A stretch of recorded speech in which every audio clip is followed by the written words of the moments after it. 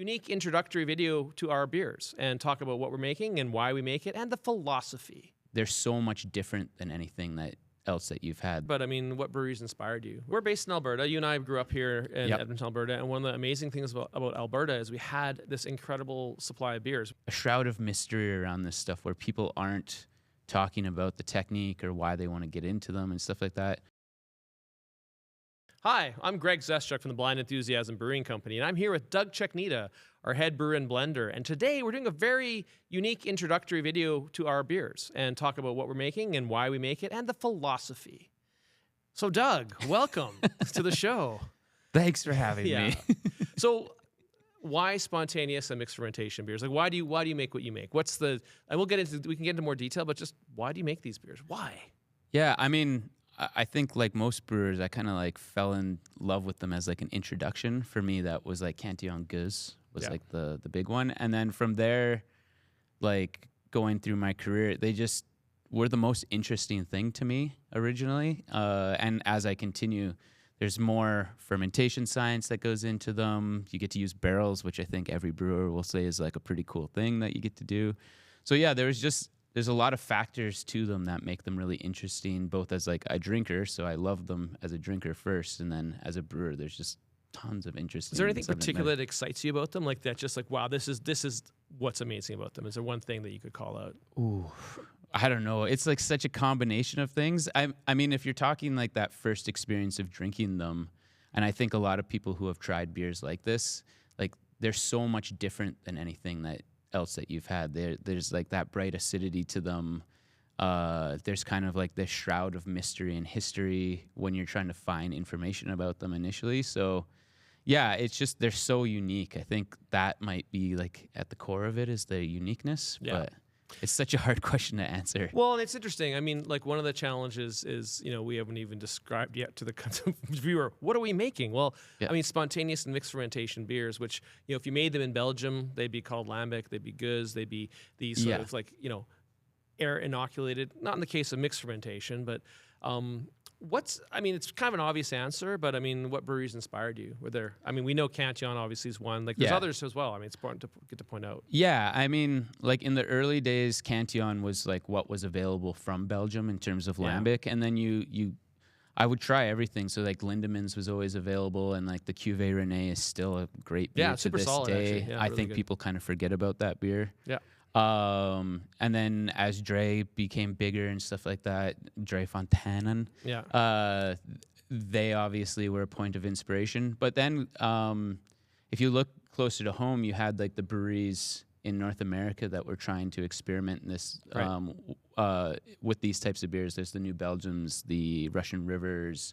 True de Diable in Quebec was like early mixed ferment adopter. And I might call out Big Rock from Alberta.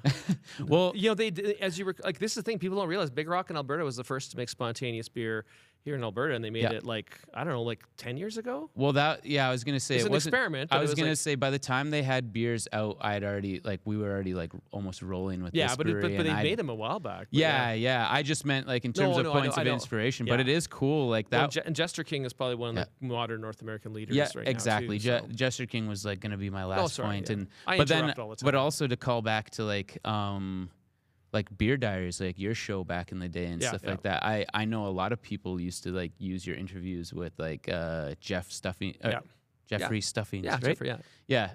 there as like that was kind of like some of the first intros people got to like brewers in North America talking about it, because there's always a level of like a shroud of mystery around this stuff where people aren't talking about the technique or why they want to get into them and stuff like that.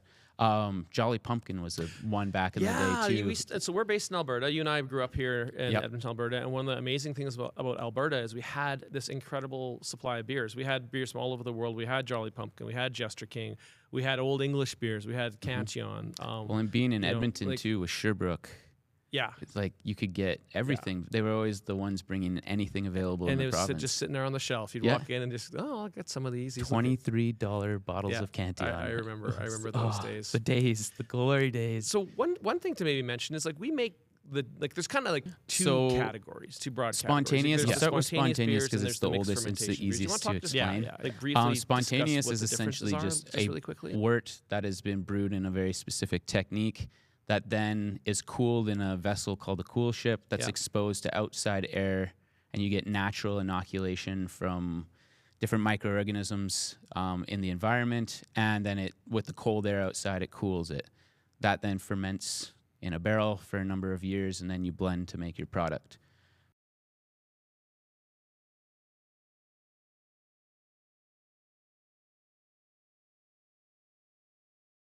Mixed ferment is essentially from a microorganism perspective, a kind of like lab artificial recreation of the blend of microorganisms. Kind of like a best guess of what you would use? Yeah, it's a best guess. It changes as the research gets better and better and stuff like that. But it's essentially like a lab-propagated mix of different microorganisms to simulate what happens in spontaneous. So after the brewing process, after the inoculation, it's kind of the same. They go put into barrels and they ferment within the barrels. Yeah, there's been, like with mixed ferment, especially in North America, it's been a very loose term. So the finishing process is a little less refined as spontaneous, just because spontaneous is really rooted in that, like the Belgian tradition stuff, like you had mentioned, the lambic guys. Whereas mixed fermentation is more, there's a little bit of European influence, but there's a lot of the North Americans who really like started the trend, especially in like the last 20 years.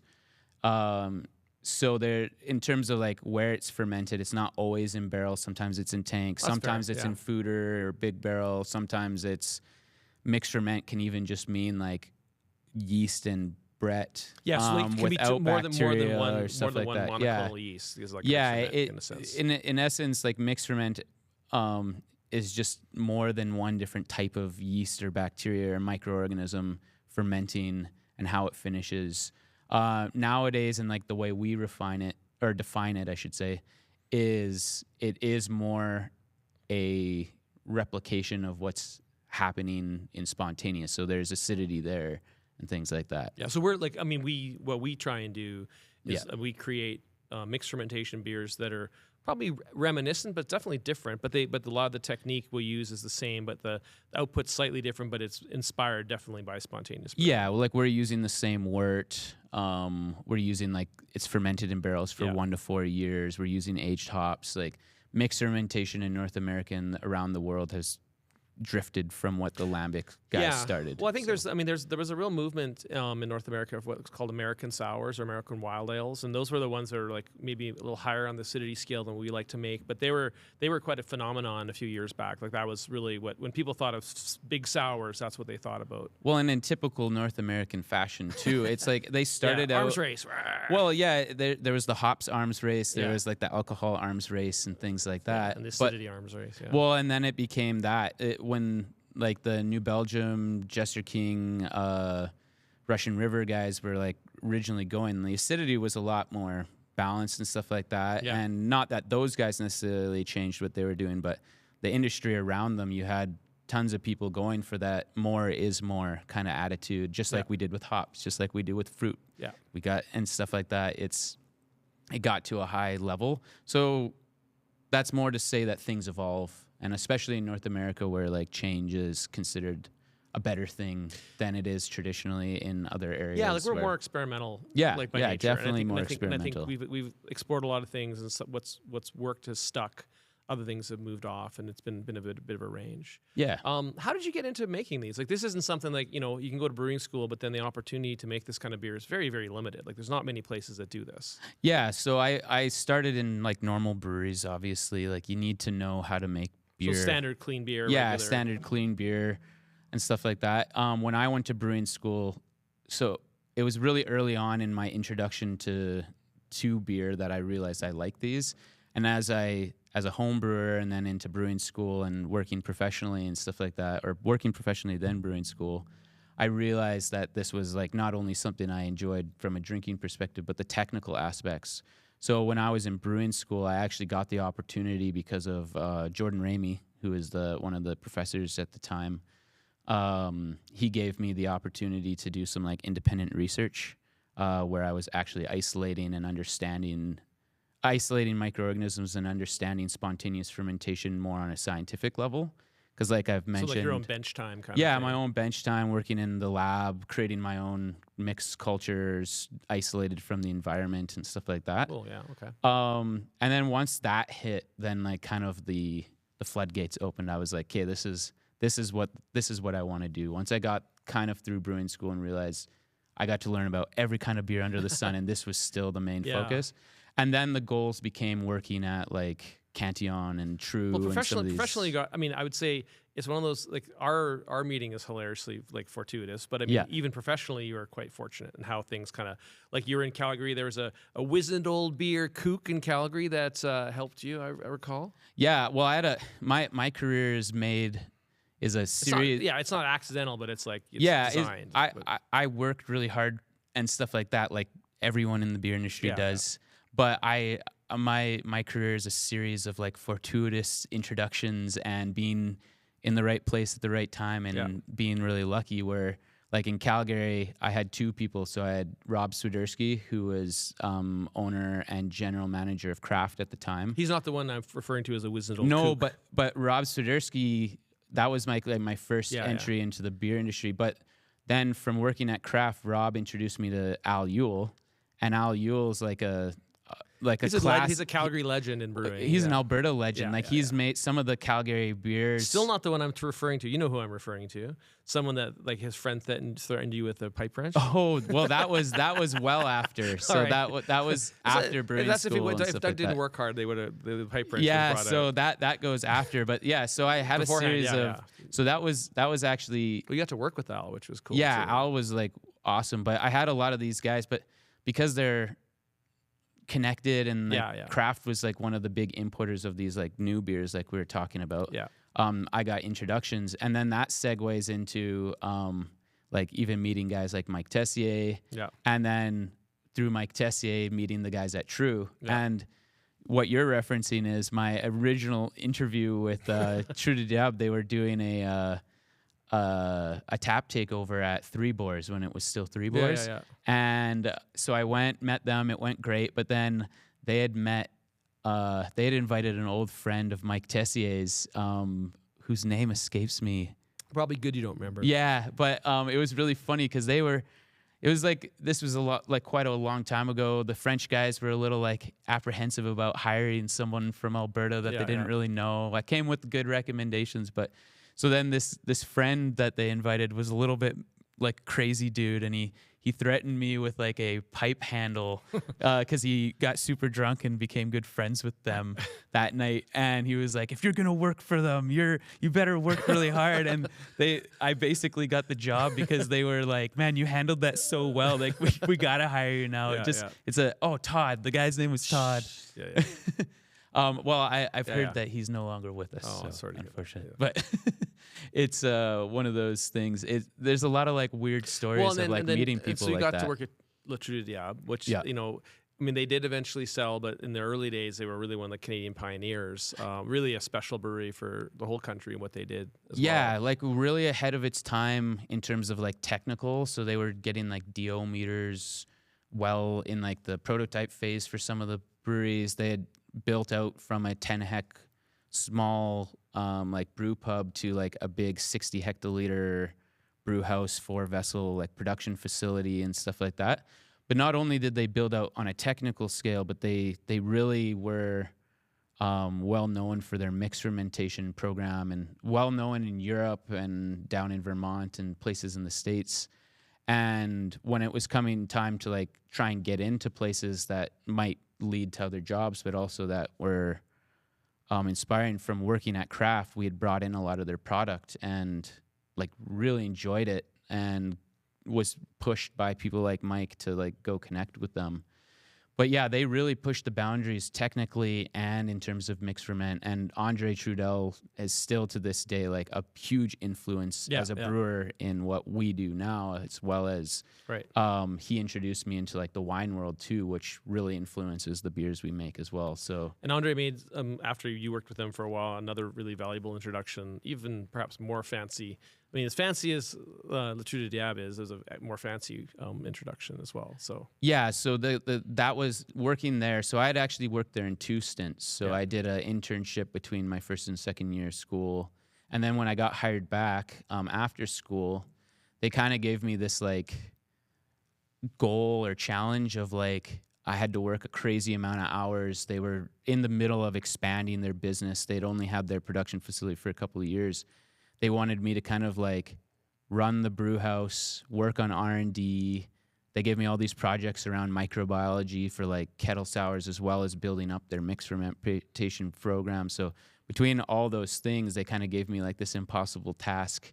And one of the things was, if you help us get through this time frame and do all these things, then we'll get you a job at Cantillon. Right. Because they had done a number of like visits there, as well as They're pretty close. They had become friends. Yeah. Jean had like stayed at Andre's chalet in Yeah. Shawinigan and Yeah. stuff like that. So that was part of the payment, I guess. Yeah. No, it's amazing, And yeah. also then just like one of the big stepping stones in my career. But again, like, And you got to work at Cantillon. yeah, so I got to work at Cantillon, and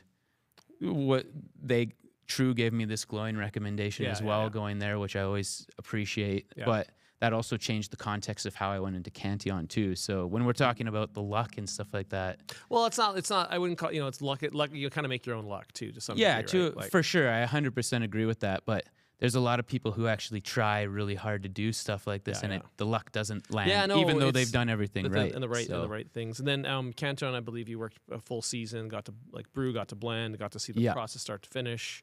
So Yeah, that was great. I mean, because that was actually you waiting to work with us. Like it was actually we were slow, fortunately, so you got to do the full experience there. Well, and I had known by the time we got in cahoots together that I was already going there. So yeah, exactly. I remember, by the time we got in cahoots and all of that, I was like, I'm not giving up my opportunity to go there. No, and neither did you want me to. It was Yeah. kind of one of the reasons it worked out really well for us working together. Yeah. But yeah, I was really fortunate at Cantillon that because of my experience at True, and at the time, there'd been a lot of people from North America who'd gone and done like a week here, a week there, but not a lot of people who have been like got taken in and like got to do every job in the brewery. And like Jean really took me under his wing when he realized I'm like a technical dude and would think about things a little differently than just Cantillon's magic and stuff like that. Perspective. Yeah, different perspectives. They really embraced me into like the culture of the brewery, as well as the culture in the beer industry in Belgium, which again, just super lucky that happened and stuff like that. So, and then got to work at some other breweries like De La Seine and so tons of different things going on in Belgium, and we'll have a whole Belgium so much. episode. Yeah, I was gonna say we'll I do learned so much at separate that episode point on in time. Belgium, but this is kind of like, and then you of course came back here. Yeah, and we started the spontaneous and mixed fermentation program, and that Yeah. was like now 7 years ago. No. Well, no, but I mean the actual first brewing was 2018. Oh yeah, so the first time we brewed was 7. July 26, 2018. So 7 years. Yeah, so 7 this years summer. now, which Yeah. is crazy to Yeah, think. yeah, time flies. Yeah, but we that's lots of nuts. beer we made. So Yeah. a couple last questions to close this out. I mean, we're really just talking about generally spontaneous and mixed fermentation. Yeah. Why don't more people make it? Why isn't it a more common thing? Like even like spontaneous, obviously has got some challenges, or even mixed ferment. What's holding other breweries back from doing more of this? Yeah, I mean, that's a really big question. I think at the core, it is so specialized, and there's been a lot of breweries. Let's take Big Rock, for example, who... Yeah. We have 3 batches, I think, of that. Yeah, I can't remember, Spontaneous. or 3 seasons with multiple I can't really remember, it was but a it little wasn't a slice ton of time, when you yeah. look at like production of breweries. It's such a specialized technique, so as we've gotten more in depth, we know how important like the wort is, the time in barrel, the conditions, the barrels. We've gotten much better at it over the 7 years we've done. Oh, 7 years yeah, we've brewed, and we're like it's always a like, progression and things like that too. But even just the baseline of it changes. It's one of my big points early on of why I wanted to do this. It's unique. So the techniques are unique. And then on top of it, running a regular brewery is already hard enough. Then adding something in on the side that needs as much attention as a regular brewery, but then all this time, There's different business models, different equipment needs. All of the demand is just different. Different. From both. It's specialized. Do it well. It's specialized. Yeah, it's the skill set as well as the equipment. So it's just a really hard thing to do. And then the resources to learn it are very limited. So there's not a lot of the books that are written are very like surface level, like anecdotal. I had an interview with a brewer, wrote this in, and then some of it is very like old wives' tale. So what actually works is very dependent upon many variables and just a quick little oversight in a book. And there's no school to go for this either. Yeah. It's. I mean, I think it's fair to say within Belgium, it is very much a master-apprentice kind of relationship. It's people that you get a chance to, in a sense, apprentice. And I mean, if you want to use a term loosely, but you like worked at Cantillon in a role that allowed you to learn a lot of things. But that's one of the only opportunities to learn it. Well, Cantillon's 5 generations of the same family running the brewery, and it's only family members who typically get to do certain things. It's learning that, and even when I was there, like Dre was still in its infancy. It's not the major powerhouse Dre is was, today. Like, I remember you and I visited Dre as they were transitioning. I think to they only had like 100, and that was even before the warehouse when we had gone. Before. No, we went they to only had like 100 in beer soul. Like it was very barrels small. and beer soul. They were brewing in like a literal garage. Yeah, I remember. And stuff like that. So it's not a very developed part of the beer industry. It's like, even amongst like small breweries, which is like around 15%, I think it makes up like 0.1% of all, even that 15%. So what's a couple last closing questions? I mean, if you like excluding Cantillon, Dre, the obvious suspects, is there anyone you'd really love to work with and do some kind of collaboration or learn from, or spend some time discussing beer in more detail on the spontaneous side? Anyone that kind of, I mean, I'm making it harder by pulling out the obvious ones, but I mean, there's a lot of new guys. Like we haven't really met them yet. But is anyone like just from like the far off view that you see that kind of looks really interesting? So one that I think would be interesting, and I've actually met them before. So DeGard down in Oregon.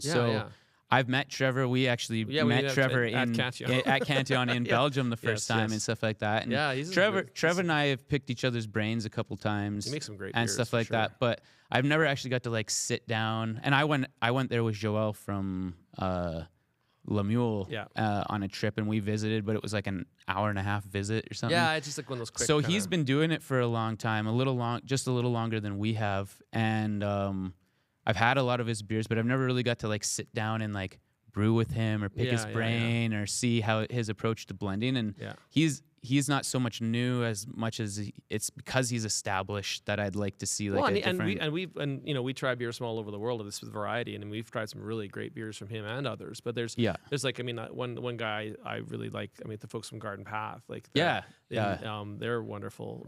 Mr. Ron Extract. And so.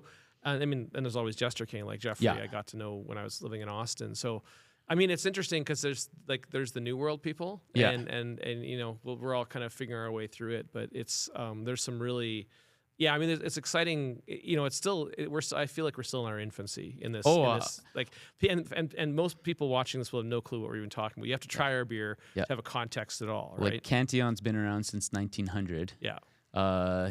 In the context of Lambic, some of the big brands have been around longer, maybe not in continuous operation, but Cantillon's been running continuous operation since 1900.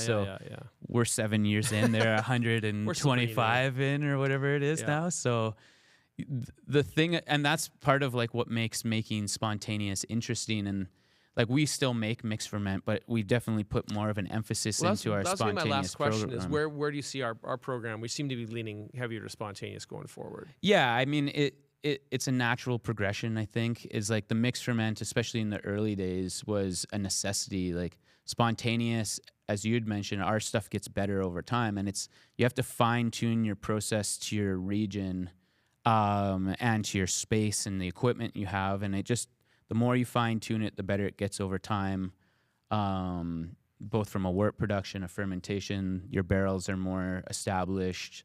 You find blending practices that work better for you. So mixed ferment is a good place to start when you're trying to do that on the side with your spontaneous because it's a little more predictable. There's a lot more established knowledge around it, but you're going to lack some of the complexity and depth there. So spontaneous is the natural progression one because it's the product I think is like superior at a flavor and depth perspective. Head to head, yeah. Not to say you can't make good spontaneous, or we're not, or good mix ferment. I mean, like.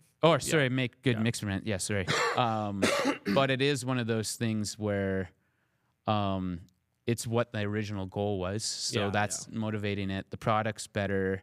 There's some like operational and financial things that make spontaneous a little bit more interesting. But to me, it's really just because it's like it's the end goal. And then we'll still make some mixed ferment products, but maybe as like an intro into having beer with different levels of acidity or different packaging methods and stuff like that, where it's a little more experimental, I think. We can be more experimental method. Yeah, exactly. Or a little, it's easier to be, there's less time investment. So there's also like, it's a little easier to be like experimental or try new things with. But with spontaneous, the technique kind of leads to like the traditional methods. Like there's a reason it goes into bottle.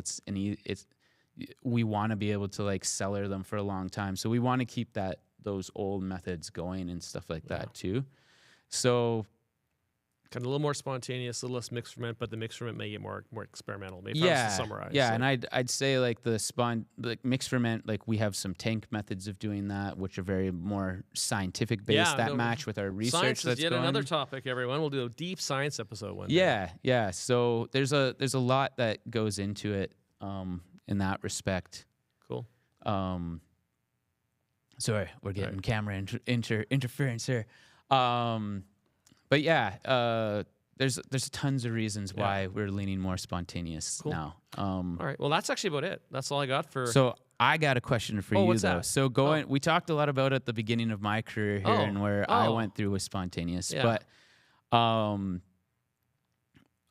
at the beginning of our relationship, when we got connected, like originally I started working with you just to help open up the main brewery, like the ale and lager brewery, but this was a goal of mine and why I'd only signed up for a small amount of time. But you had always referenced really wanting to make like a Cantillon quality beer, and you mentioned Jester King and things like that. So kind of flipping it back to you, what got you into this? What made you want to commit? Like it's a huge commitment level to go down the road we've done. What made you want to do that? I mean, it's interesting. Like that's a great question. For me, like it's interesting. I had sort of an interesting kind of path into it as well. Like I was living in Austin. I had a chance to see some of the early kind of like spontaneous stuff from Jester King, but I also had a chance to see some of the. Like there was a place called Real Ale that made some really incredible American sours. And Blue Owl, I think it was, that did Blue like another one was kettle the sours Kings of and stuff. Kettle sours eventually became a different name. I can't remember. So you had beer. It was like Dark Star. Black Star Co-op, and then it turned into Blue Owl. So I was drinking these highly acidic beers and like sour beers at the time, and like going, this is really interesting. And then I come back to Edmonton and I discover I can buy Cantillon on the shelf, and I drink that, and I go, wow, this is really interesting. And I think it actually what really flipped it on the head for me when you and I went to Cantillon the first time. Yeah, you came to visit me while I was working there. You were working there, and it just blew my mind because I already knew I liked these kind of beers, and I was like, part of the goal with Blind Enthusiasm was to find things elsewhere in the world and bring them back home to Edmonton and Alberta, Canada, and make them. And so that was like, man, I want to make this kind of stuff. And I mean, if you had said like, oh, you're gonna make, like, I mean, hey, we've won World Beer Cup medals for spontaneous. We've won all kinds of. We're pretty good at it, I think. Which if you told me you're gonna be making like high quality spontaneous beer at some point, I'm like, crazy talk. I never would have imagined it, but I feel like we've kind of achieved it. By no means is the end point, but like we've kind of achieved this goal of like, wow, we can make really good spontaneous beer. We make great mixed ferment as well, but like I kind of, for me, it was almost like there's an element of academic interest and like uniqueness and challenge. Like I like to do everything. I'd like to do difficult things, and trying to make spontaneous beer, trying to sell it, trying to build a brand around it is really, really difficult. But like, we're succeeding slowly, and I'm seeing bits of success. And I'm seeing like certainly on the product quality side, it's like being really highly regarded. So like, that's a great place to start from. If you want to build a brand, start with a great product, right? And that's I kind of feel where we are. Well, and as like working for you and getting to go through this together and everything like that, it's funny some of the comments you make, hearing like you weren't sure or whatever. But for me, it was one of the big drivers was like you always use the I'd like to make a Cantillon type product, and even in the early days before the Monolith became even before I knew what it was. Well, and like I didn't know what it was until I went to Cantillon and was like, oh, I see. Okay. Yeah, and like we had. There was the little barrel room at the other brewery, and that was going to be like the program, and and I had like you always used your kind of like mantra of like there's a quality that you're looking for as like a guide. I don't like to compromise. Well, and that's good because I also don't like to compromise, but it worked really well together because and I think was at the core of why we're doing this together and stuff like that is like there was the combined value of like the quality that we were shooting for. And which still drives us. But as someone who came into the business to work for you, that was always like really nice to hear was like, hey, I want this level and I'm willing to commit to it. And it's been a huge commitment. It's been 10 years of work towards. I mean, I guess I just sort of put my mind to something and don't realize how silly it is to pursue, but then also really love the process. I believe it was 2014 when I signed my initial contract. Well, then the irony during this interview, we're actually drinking an all Alberta spontaneous beer, all Alberta ingredients called 1923. So this is a sneak peek. This is going to come out later this year. But it was. It's got a little story behind it, which is really fun. It's like, it's a commemorative beer. One of our brewers had this family farm was centenary, and the founding year was 1923. So we used wheat from their farm, some other Alberta ingredients. So the cool thing about this is it's like we're moving towards this all Alberta, and we're moving to all Canadian because it's hard to get the kind of level of hops we need. But like we're going to be using a lot of like more local ingredients going forward, and already do a lot. Like we already do like bread shed wheat is in all our stuff. It's phenomenal. Has raw been wheat. Since day one. Yeah, it's been phenomenal. And unmalted wheat. Unmalted wheat. Yep. Raw wheat. Unmalted. Unmalted. Yep. There's a difference. Washed. In the ingredients, sorted. We'll go through that. Yeah. Wait, that's up next. Hold on. But anyway, that's the whole interview, folks. So, hope you enjoyed it. These are going to be a wide range of topics that Doug and I talk about process, and sometimes there'll be other people, sometimes not me, sometimes not Doug. But this is going to be talk about beer and sometimes other topics too. But anyway, hope you enjoyed it, and we'll see you again soon. Thank you.